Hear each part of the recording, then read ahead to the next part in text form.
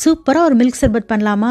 எந்த ஒரு கலரும் சேர்க்காம, எசன்ஸும் சேர்க்காம, ஜில்லுன்னு சூப்பரா பண்ணலாம் வாங்க. அதுக்கு முதல்ல 1/2 கப் அளவுக்கு ஜவ்வரிசியை சுடுதண்ணியில வேக போட்டு நல்லா டிரான்ஸ்பரண்ட் ஆனதுக்கப்புறம் அதை வடிச்சு எடுத்துக்கோங்க.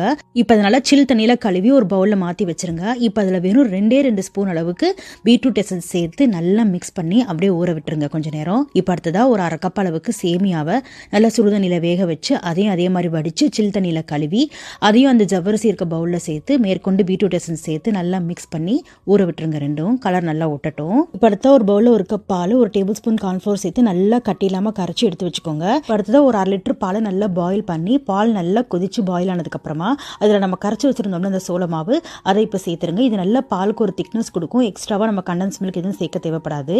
இப்போ நல்லா திக்கானதுக்கப்புறமா அதில் நம்ம இப்போ சர்க்கரைக்கு பதிலாக கல்கண்டு பவுடர் சேர்க்க போகிறோம். சேர்த்து நல்லா கரைச்சிக்கோங்க. இப்போ அதை அப்படியே எடுத்து பவுலில் மாற்றி அதில் கொஞ்சமாக பீட்ரூட் எசன்ஸ் ஊற்றி நல்லா ஆறுனதுக்கப்புறமா அதை எடுத்து ஃப்ரிட்ஜில் நல்லா சில்லாக விட்டுருங்க.